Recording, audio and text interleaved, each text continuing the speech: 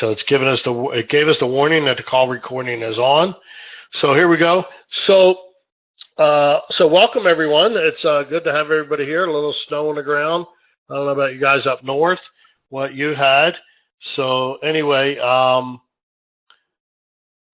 today's topic, this is a continuation of productive agents. So so here we are, and today's topic is open houses. I thought this would be pretty appropriate as we're heading into open house season. You know, it's starting to get warmer. Daylight savings time's in, so we're, we have what we call days are a little longer. So it just kind of, when it's nice when it's at daylight at 7 o'clock at night. It just kind of puts you into a more not as winter blah mode, right? So which actually helps itself to the for consumerism, right? And we live in, especially what we do, having people buying and selling homes. So with that said, let's get going on. So today's topic, open houses, right? So we're going to kind of go through some marketing up there, some do's, some don'ts, some safety issues. I don't think it'll be that long of a call today. It is being recorded. So if you have any questions, you can always send them through the little instant message chat box, and I'll try and keep an eye on it and make sure that I can answer any questions. So the first thing is the purpose. What's the purpose of an open house? Well, and that can be an interesting question because in different markets that could mean something different. So in this particular market, it actually could be to sell a house. It could be so that the seller doesn't have to deal with 27 showings over a 3-day period, which would mean, you're in and out of there all day long for 3 days, where this way here you can compress it into a 4, 5, 6 hour period and make it convenient on a seller, especially if they have a family and small kids, or even a large family. I mean, even by yourself, that's got to be a royal pain in the butt to be getting a phone call every hour saying, hey, you got somebody else coming. So that, the other purpose is it's for marketing, right? So one objective would be to sell the house. Another objective would be to, marketing for buyers, right? So obviously you're sitting there, you've done your marketing to drive to traffic, and, buyers could come in the door unrepresented. If they don't like this particular property, they can maybe, and a lot of times, and again, the current market condition we have, so kind of changes things a little bit, but under, we're going to kind of speak in general stuff that applies to more of a more normal flow market, and you just have to modify yourself based on the current conditions. So a buyer walks in, they may not be represented, they may not, so a lot of times in especially normal type markets, a buyer attends open houses because they've looked online and now they're kind of they're in what I call an active phase. And the active phase is they're out looking at houses. They don't want to talk to an agent if they can help it, excuse me, but they'll go look at open houses. It's a way of getting indoors without having to hook up to an agent yet. So that's eventually, in my opinion, they will. They start off online. That's more of a kind of a general looking. It's not very active. Then when they start getting in the car, driving around and attending open houses, they're in an active looking phase. And that's actually when you want to try and pick them up because they're ready to go. And the NAR statistic says that 2/3 of all buyers interview one agent. So if you can really connect with somebody on an open house, you could, you can connect. You can really pick up a good buyer. So that's marketing for buyers, and we'll talk about that. Or it is marketing for buyers, and we'll talk about the marketing itself. Excuse me.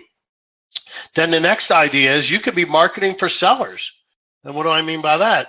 So if you have a full-blown open house going on, you can believe that the other sellers in the area are watching, right? So always pretend everything you do is in the real estate business, especially if you're online. But if you're in a community and you got signs out and your listings on the internet, they're all going to go look for it. If a sign pops up, the first thing everybody does is go online and look for the house. They want to see what the neighbor's asking for the house. And then reality TV has really kind of brought out the voyeuristic in us, and we all want to go walking through their house. We could do that in a virtual walkthrough.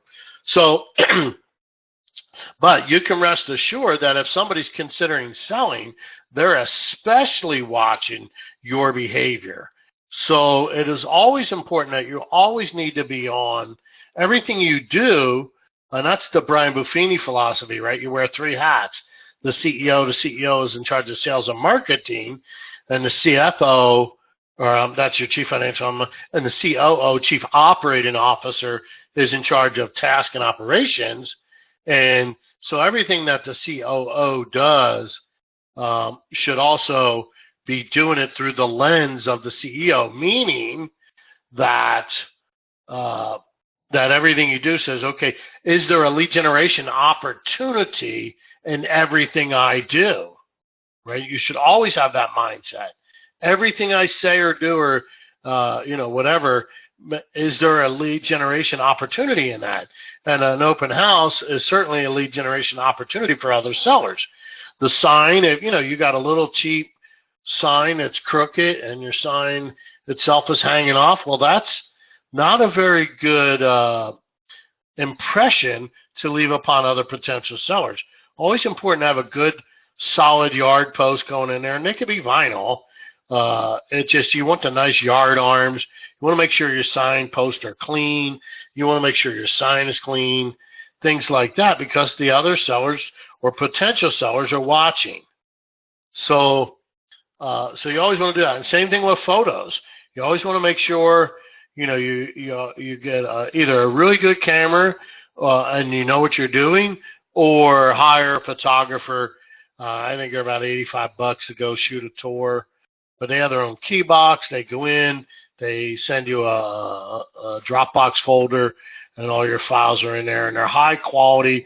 You need to kind of dumb them down. So they come to you about 8 meg files each, where you need to kind of dumb them down, and then for uploading to the internet. So you don't need quite as big, but they're good for printing. So if you need to print, they'll be good photos. But again, and it's a proven fact, the numbers show that higher quality images actually generate more leads. Okay, get that. Higher quality images actually generate more leads. I mean, so hello, right? So the simple thing of taking better pictures could actually get you another deal.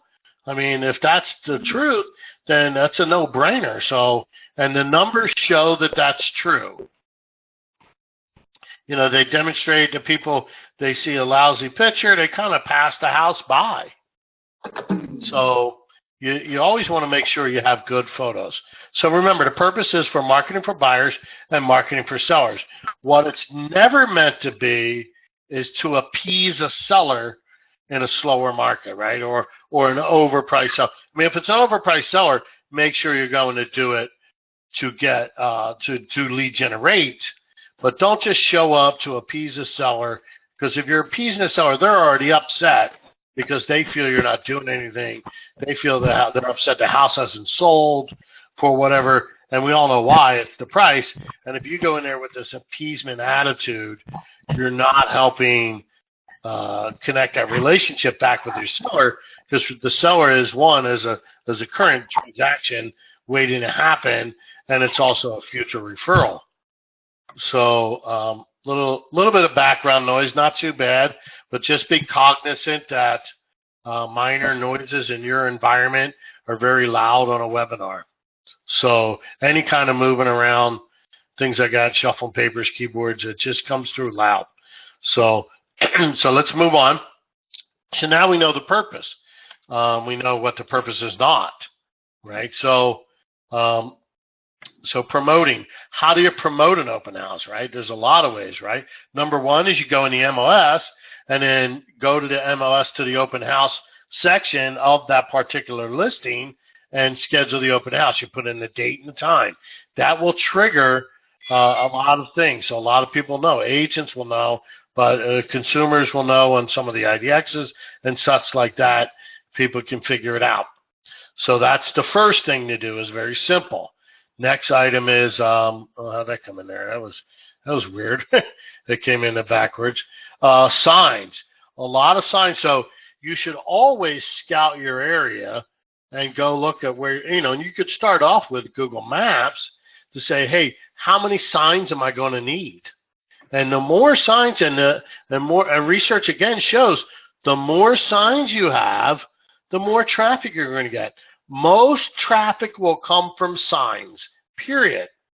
So, it's just that, it is that simple. So if most of your traffic comes from signs, then maybe having signs and investing in your own signs with your own brand and your own logo is a good idea. Now I have signs here, but and it's a first come first served basis, and however, so if I'm out, you may have one or two, and something like that. But so it's important if you're going to make a business out of this, if you're going to treat this as a lead generating activity, and you don't need to get the hard, thick signs. You can buy the inexpensive corrugated version of the sign, and then get the the A-frames to hang them on. And if the sign's branded to you, they're less likely to be stolen rather than a generic sign. Because, if it's generic, agents will take it for two reasons. One, they don't want you trafficking in their neighborhood. Two, they'll take them to use them for themselves. And then also potential sellers might take them because they're thinking about listing their house and doing their own open house. So, you have two different categories of people that'll steal them, however, for three different reasons. So, but signs are very, they're probably your number one traffic generator for an open house. Okay. And then so KSL and Craigslist, right? So make sure you run ads on KSL and Craigslist with the times, the link to your pro agent site to show them the house, everything. And Craigslist. Now, we know most of the people in Utah won't look at Craigslist. However, people that are moving here from out of state, which we have a large immigration, then Craigslist is a good tool to because people come from out of state. They may not have hooked up with KSL yet, but they're certainly looking on Craigslist. So you can potentially get people that other people may not. And if you can pick them up at your open house as a potential buyer, bang, you got them. Another place to run ads, kind of that quasi Facebook ad, is to, with Facebook, obviously we can target certain people, where Craigslist is just more of a generic classified section. But there's people, like I said, if they just moved here and they're heavily looking, they may not have hit KSL yet. You have a great chance of picking them up before other people do. So, any thoughts, questions so far? Okay. So, and then before the open house, let's say your open house is going to be on Saturday, maybe Thursday or Friday or even early. Let's say you want to do it at 1 o'clock on a Saturday. Then you want to hit the neighborhood around 10:30, 11, go door knock for an hour. You especially want to door knock anybody that's in visual sight of the subject house, because those are the neighbors that are definitely potential seller, or if they are potential sellers, they're watching everything. So you want to make sure they see you door knocking. You want to make sure they see you door knocking. Now, because you can't door knock the whole neighborhood or couple thousand homes unless you start on Wednesday or something to that effect. But anyway, so door knocking, and you want to have kind of like a little postcard to hand out, so you, and then postcards is obviously the other way. You could send out a handful, a few hundred postcards, and especially to the homes that immediately surround the house. Those are the ones that make sure they see everything you do, they're watching. They just simply are watching. Not only they're watching, some of them are watching you via camera. They have cameras in the front of their house. They see everything. So, and that's the other thing. Assume you are on camera. You know, that's kind of a little side note. We'll talk about that. And that you should assume that when you're showing any home. So if you're talking to buyers, be careful talking to buyers, especially if they're you want to warn them that when they're in a home, that they're not to show any excitement levels or talk about, oh, this is the house, I love it, I'll pay anything. You know, you got to be careful that they never say stuff like that. And then you also want to be clear that you're not saying anything that could be considered, you know, not in the best interest of the seller. Because even if you're holding an open house for somebody else, remember, if Aubrey & Associates is the listing brokerage, so we got some noise there. Let me put everybody on mute. So I muted everybody. If you need to speak, you can go ahead and unmute yourself and then go ahead and speak. So you need to be very careful to make sure you're not saying anything that could be detrimental to a seller, you know, not in the seller's best interest, even though it may not be your listing. It's still an Aubrey. If it's an Aubrey & Associates listing, and you're an Aubrey & Associates agent, both, you know, the listing agent and the or buyer house agent are both part of the firm. Then the seller doesn't differentiate the two of you. So, and that's just the way it is. So, and we talked about postcard mailer, you know. So postcard mailer, 400, you know, would be, you know, 200 is the minimum to get the pricing. So if you did all that, if you change the MLS, you know, and start, you know, with the MLS on like a Wednesday, your Craigslist and KSL ads on Thursday, you know, door knock maybe Thursday, Friday, and Saturday, mail your postcards maybe on Tuesday, things like that, and have the open house planned properly. Now, I know in this market it's a challenge. However, if, you know, you see, you know, talk to agents and, you know, be friends, especially those that you know that seem to list a lot, you would want to, you know, pay attention. And what to do is put Aubrey & Associates on a hot sheet. No status, just a brokerage, and you'll get emails all the time on, you know, people that, you know, listings that are coming available. And so pay attention and talk to agents.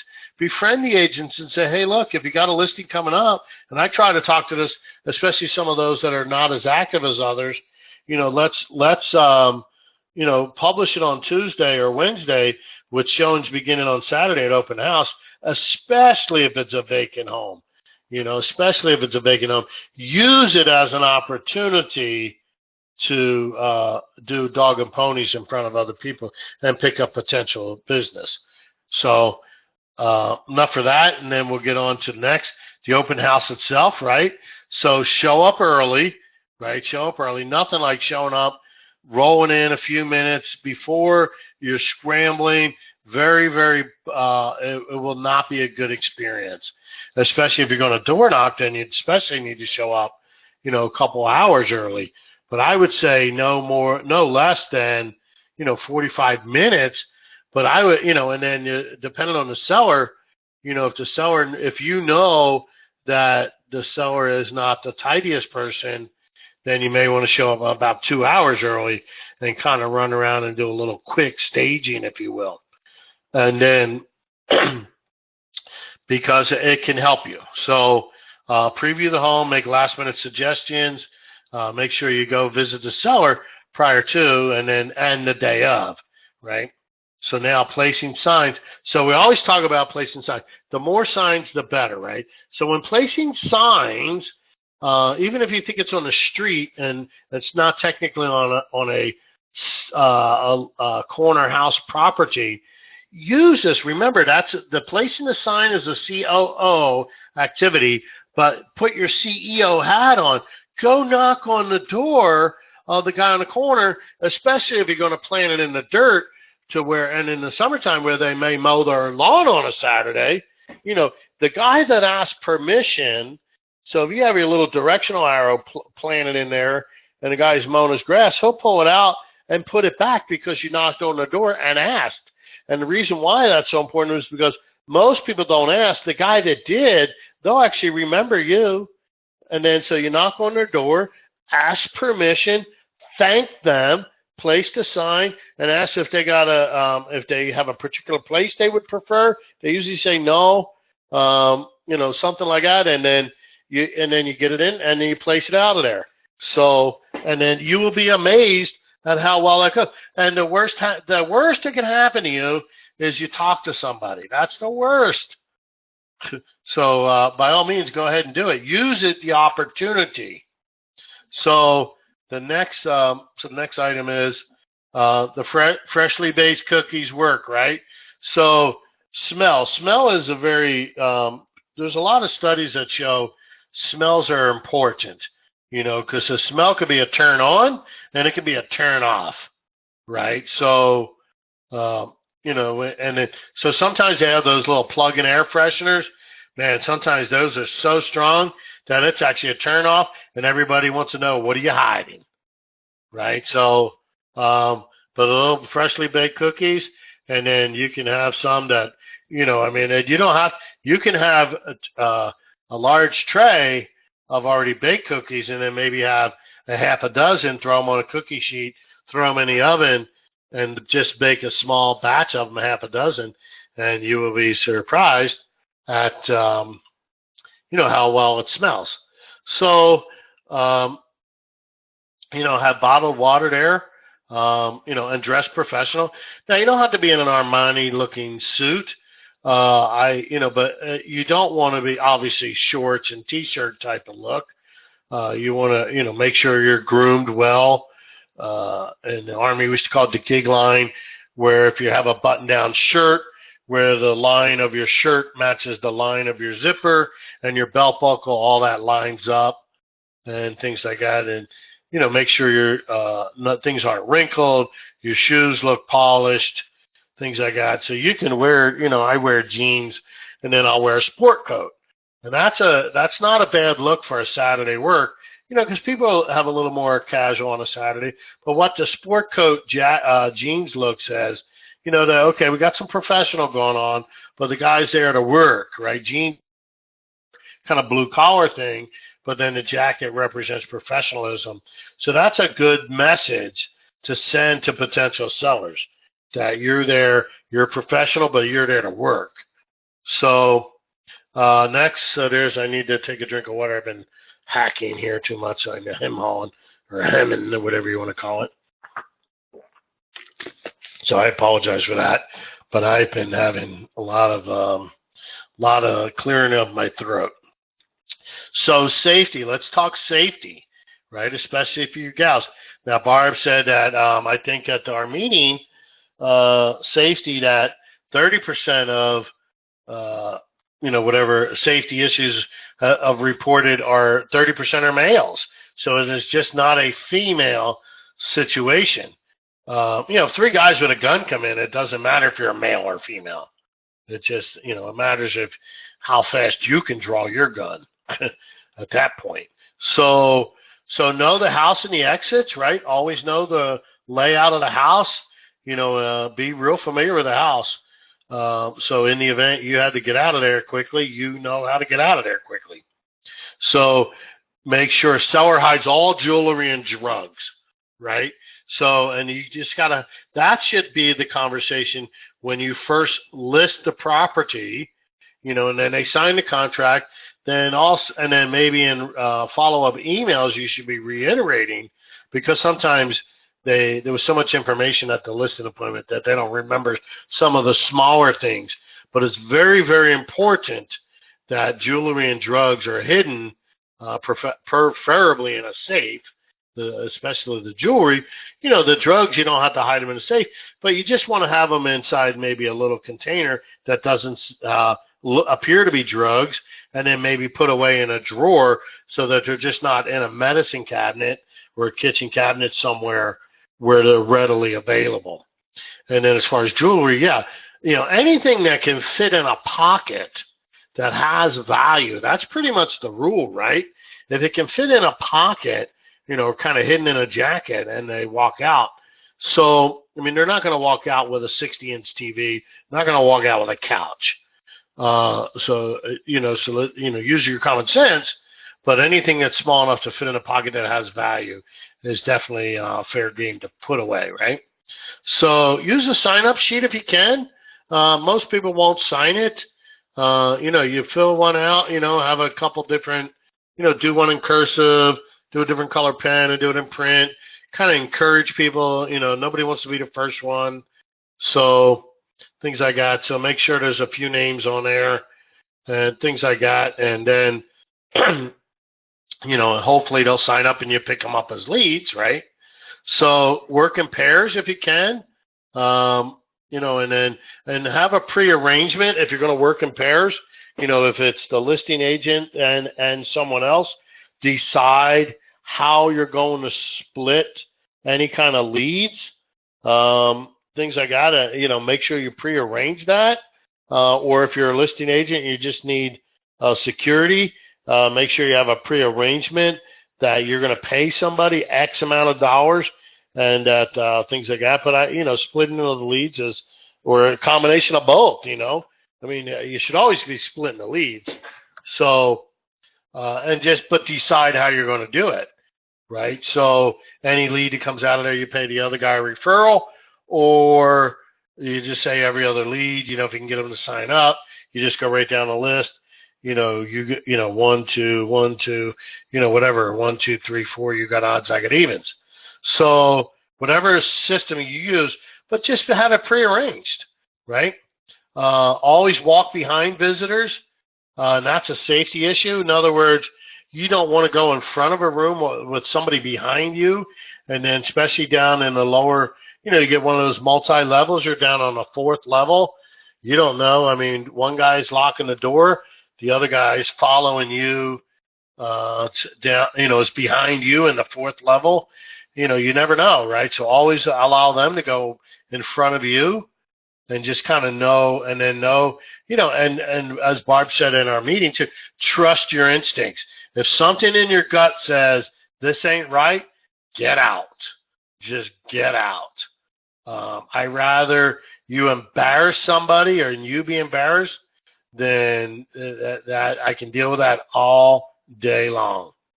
Some people ask for ID, and now the thing is, in today's open house markets where you could have a lot of people, so I don't know, how some of the, how important some of these may be, where you could have literally 3, 4 sets of people at a time at a meeting. So, that offer small bottles of water, right? So think of fingerprints, right? Somebody has a drink of water, they leave the bottle down, you got their fingerprints, right? So, never hurts. Now, how well that's going to work, who knows, right? So, but they're just ideas, and then especially if you're working in pairs, you make sure you understand cars. Maybe keep taking pictures of the cars parked out front. That way, if anybody, if you need to give a police a description, that's kind of how it is. So that's all you got to go by, right? So let's see what else we got here. I think we might be done. Okay. So that's the safety. Any questions, thoughts, concerns on safety?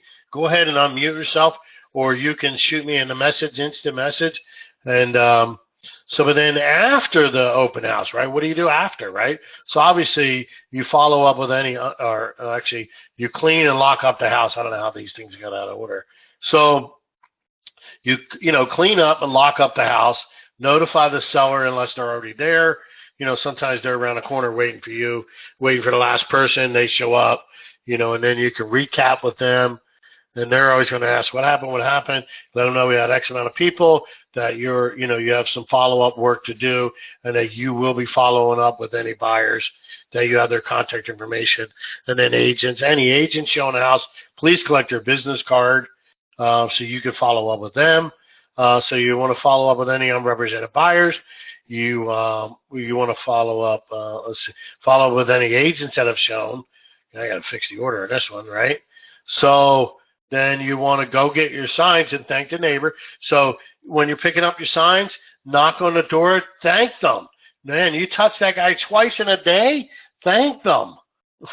Right? So you knock on the door, thank you for allowing me to put my sign here. And if you ever have any questions about real estate, hand them your business card, right? Then mail a thank you card to the neighbors where you placed the sign. Think about that. You just put that guy if you went on a Saturday morning, knocked on the door, and then, or maybe even Friday afternoon. How about if you went around Friday afternoon, knocking on the doors, can I put my sign here?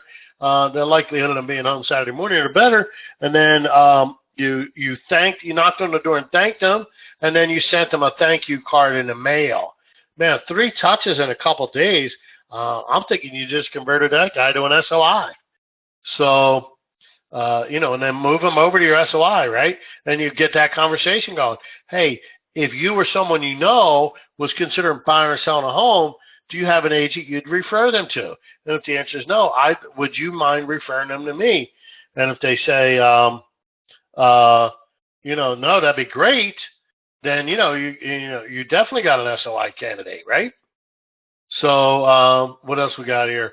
That's it. That's all I got. Any questions? I'm going to go ahead and unmute everybody. So, and then we'll see if it sounds terrible, but go ahead. So you're unmuted. I've unmuted you on this end. Some of you are definitely muted on your own end. But if you have any questions, feel free to go ahead and ask questions now. And the old saying, if not forever, hold your peace, right? So, does anybody have questions?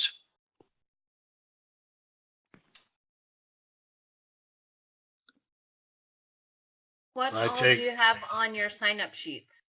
What information do you ask for? I would just say name, phone, and email, Maybe are you looking to buy soon? Thinking about buying in the next 6 months, 3 months, 6 months, whatever.